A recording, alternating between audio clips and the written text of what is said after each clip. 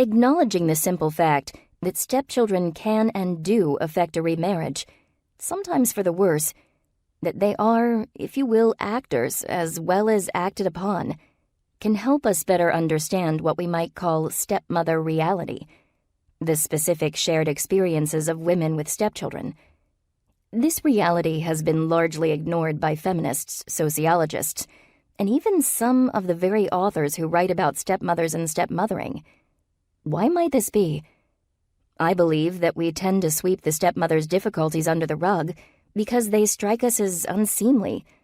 Her pain, struggles, and failures set us on edge, make us want to turn away, because they smack of guilt.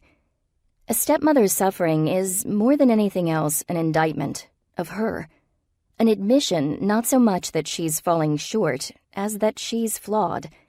Thinking we understand it, we decide there's nothing more to learn. And a stepmother is awful. If the stepmom is nice, everything will be fine. If there are problems, it's because she's not trying hard enough. And so we're left comprehending very little. Disliking stepmothers is easy. Suspecting them is more or less automatic.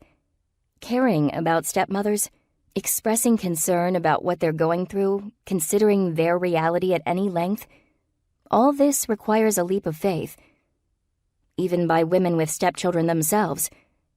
I set out to better understand women having a hard time with stepmothering because the research amply demonstrates that most stepmothers will have a difficult time, certainly in the earliest phases of stepfamily formation, and perhaps intermittently for decades.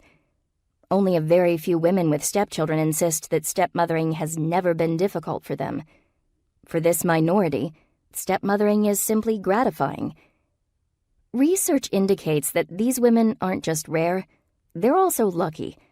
Stepmothering is easy and joyful for the few for whom all the determining factors for success, supportive husbands and cooperative exes who are not permissive parents, children free of loyalty conflicts, who happen to be at just the right stage of development to accept a step-parent, are felicitously there. But the planets are unlikely to line up just so for the majority of us. So many of the women I interviewed did in fact seem worn out from their efforts to do the right thing and put the kids first.